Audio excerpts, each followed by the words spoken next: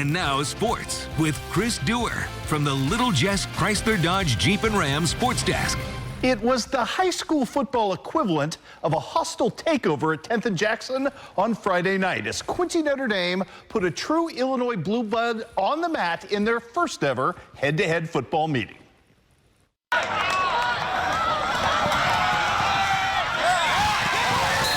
Friday night was big. You know, I think that we knew the kind of team that we had coming into this season. We saw the way they worked all summer long and all training camp long.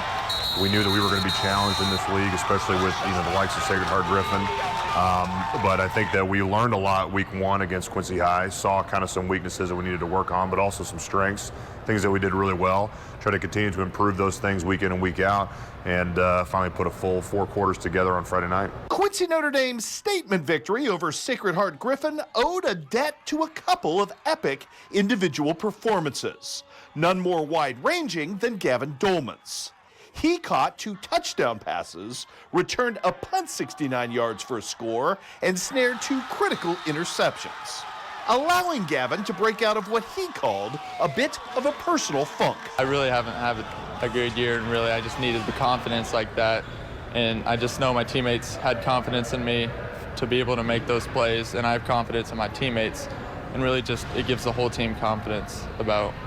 Special. I mean, we trust Gavin. I've trusted Gavin for the past 3 years I've played with him, and he's special. I mean, he's just a freak. So when he can do those things, I mean, obviously it adds to the confidence a lot, and especially against a team like SHG, just huge, absolutely huge. Gavin's a tremendously gifted athlete, and he's probably one of the most gifted athletes that I've ever had the ability to coach. I mean, just he's long and lean, and he jumps. He's got great ball skills. He's got good speed. He's been making plays like that since he was a freshman, you know, and so to see him now putting together an offense, defense, and special teams all in one night, I mean, big night for him for sure.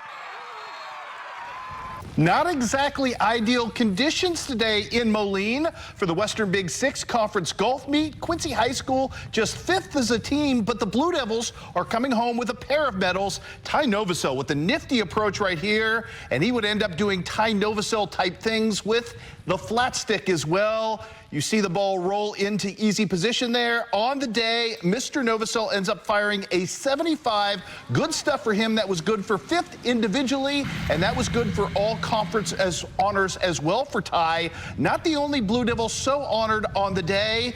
So too his playing partner, Hunter St. Clair today, who had himself a 76. That would be good for 6th place overall. So 2 top 10 finishes for the Blue Devils at the Western Big Six meet. All right, let's talk some more golf. We've got some scores to pass along today from other events on the girls' side. Quincy Notre Dame tuning up for tomorrow's all-conference meet at Westview with a win over West Hancock at Deer Run today. Natalie Dreffel, the freshman, was your medalist with a 40 in rough conditions there. And at Gold Hills today, Macomb ends up with a 3rd-place team finish in a quad. They would be led once again by Brenly Tibbetts, who finished 4th overall with a 45. We've got volleyball from Holy Trinity, the annual Holy Trinity Invitational today. It would be the Lady Crusaders opening up with Keokuk in this one. First set, Presley Myers going to put this thing to sleep and to bed with an easy 21-7 win. Pick it up now in the 2nd set now. It's Adeline Cruzy doing her thing. The 2nd time a charm for her as she finds that in. Then she's going to step to the back line and do some damage there as well. Adeline Cruzy making things happen in this one. A little bit later, it's Emma Moorfeld going to step up and take the pop set and put it down at the other end. Big showing today from the freshman, Olivia Benlogie, and with a surname like Benlogie, it has to be good. She was terrific again today. That 9th grader is going to be something special, and you will see her here finish out the highlights today. As it would be HTC winning over Keokuk to open the day 21-7, 21-11. They would sweep past Burlington for the title 2-0. Central Lee with a really interesting opening match against Meepo. Pick it up in this one. First set, it is going to be Taylor Jones letting fly. However, Central Lee would drop this one and then go down 9-1 in the 2nd set. But they would rally all the way back with the Lady Hawks in this one. Again, Taylor Jones making her presence felt and her enthusiasm known at this point. She's not done. How about some serving fun from Kenna Sandoval, who serves up the ace right there.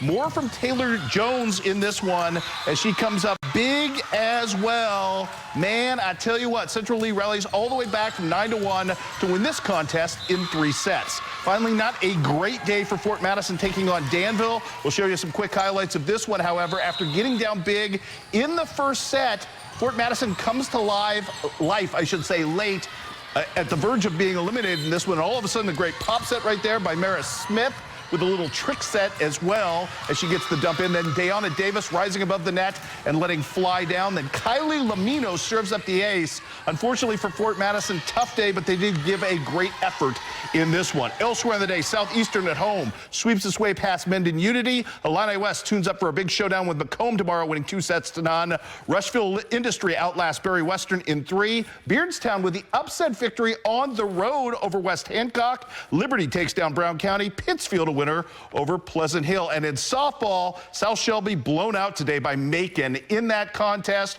Reese Barnett with a grand slam, Peyton Weimer with a 3-inning perfect game. Canton Soccer gave a good accounting of itself against Quincy High's JV squad, ends up losing that one 3-2. Let's do a little golf quickly at the college level. Checking in with Quinn Thomas, the pride of Hannibal High School, on the links today in Kansas City at the Kansas City Cup. His first round of 2, not great today, 7 over par, currently 23rd place. The second round, they were expected to play 36 holes today, was not completed due to darkness. Let's leave you with one other college note today. Coming off a big win over Ripon this weekend, 2 conference honors for Illinois College. Cam Daly, who you see right here, who delivered 10 tackles and this scoop and score touchdown, was named the Midwest Conference Defensive Player of the Week for his efforts there. And Timo Cato earned the league's top special teams plaudit for his 127 return yards and his touchdown return against Ripon as well. Coming up right here tomorrow night at 6 o'clock, we take a look at maybe the most surprising unbeaten team this season in all of Tri-State football, the Van Far Indians, thanks to 3 wonderful transfers and a lot of good returning talent. Again, that story coming your way tomorrow at 6